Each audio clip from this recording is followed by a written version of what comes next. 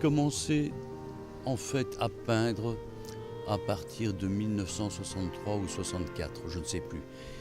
Ce qui a été le facteur déclencheur de tout cela, c'est une exposition au Palais des Beaux-Arts. Il y avait une grande rétrospective du peintre hollandais, membre du groupe Cobra, Karel Appel.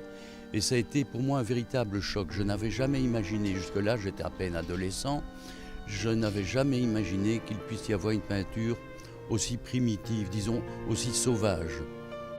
Mes influences artistiques sont d'abord le groupe Cobra. Il faut dire que j'ai fréquenté plusieurs personnes du groupe Cobra. D'abord le calligraphe et musicien Jacques Calonne. Puis je suis devenu l'ami de Serge Van der Kam, qui était un des importants membres du groupe Cobra.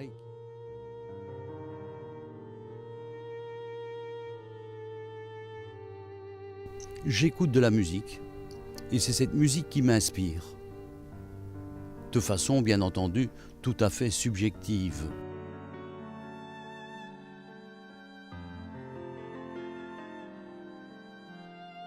Je travaille toujours à plat. D'abord pour une question d'implication même. Je trouve qu'on est plus impliqué dans un tableau quand on est penché dessus que face à lui. Il y a une manière, je dirais presque physique, de s'impliquer vis-à-vis de la couleur et des instruments qu'on utilise.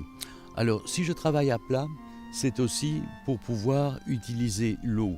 Parce que comme j'emploie de la couleur acrylique, l'eau est le diluant même de la couleur acrylique. Ce qui fait qu'au fond, ça permet de jouer avec des temps de séchage, avec des parties séchées, des parties non séchées, et ainsi de suite. Au fond, c'est vrai un peu comme une certaine partie du surréalisme et surtout du post-surréalisme, j'exploite aussi partiellement des hasards.